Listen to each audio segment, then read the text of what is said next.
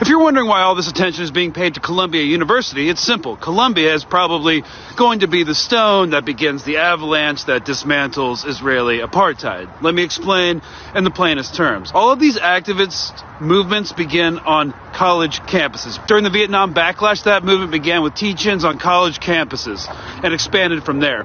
Columbia is the most significant campus symbolically right now. First, it's an Ivy. Second, it's in the Zionist capital of everywhere in the world outside of Tel Aviv, the Upper West Side, Manhattan, and the administration is obscenely rabid and hypocritical in its crackdown. Not surprising to me, I went to Columbia School of General Studies after I got out of the Army and had to go through with that program with some dumbass ex-IDF soldiers. They'd let anyone in that was IDF. Administration, obviously Zionist to the core, is terrified because Columbia has an established tradition of divestment.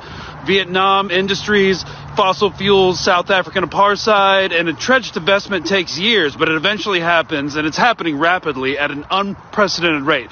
So the administration is just reacting, not responding, calling cops on a bunch of rich kids, many of them Jewish, and arresting them for protesting in a designated area. They make a phone call to a prominent alumni at CNN and start pumping that pro-Israel rhetoric, painting these 19-year-old kids as terrorist sympathizers, calling the White House while ignoring the fact that literally every university in Gaza has been systematically destroyed. I don't want to get into Columbia's diversified investment portfolio or the fact that it owns way too much real estate in New York City. The important thing is that if Columbia University can divest and its suppressive ethno-supremacist administration can be lashed back into line, well, then it can happen to the majority of college campuses in the U.S. Then it will spread to Europe. And that's the game, because that's the future.